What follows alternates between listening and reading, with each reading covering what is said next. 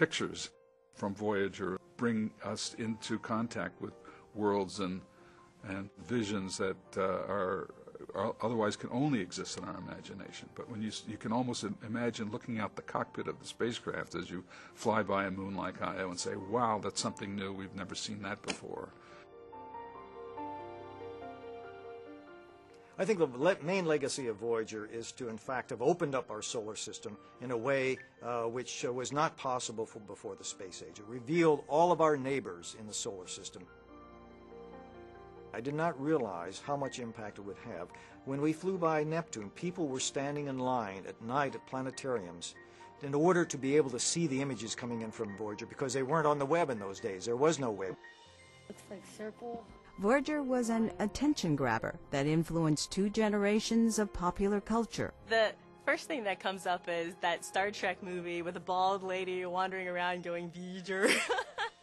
When Voyager launched in 1977, Mars Reconnaissance Orbiter Systems engineer Tracy Drain was just 2 years old. The pictures that came back from Voyager, the pictures of Saturn and Jupiter and Uranus, that's the way I got to know the planets when I was a kid. You know, those were the photos that were there for me, you know, the instant I could even look around to see what space was all about.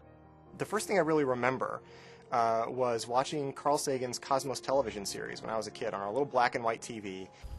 A few years ago, I was training to operate Deep Space Network radio telescopes and got to set up a communication pass for Voyager.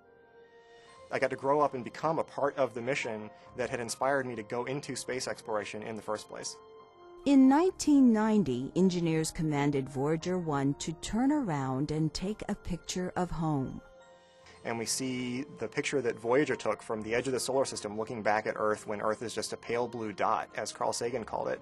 If that doesn't give you perspective on us and what goes on in our world, I don't think anything will. Voyager 1 is now more than 9 billion miles from the Sun, the most distant spacecraft ever. Voyager 2 is not far behind. Both are on the outer edge of the region influenced by our Sun. One day, they will take the first steps into interstellar space. The most important thing Voyager's done is show how much there is, the new frontiers of space, how large that frontier is, and how much there is to be done, so that the students who come along and become scientists will still have many things to learn, many things to discover. Each spacecraft carries a record with greetings from Earth. Hello from the children of planet Earth. The Voyagers will be humankind's first interstellar probes.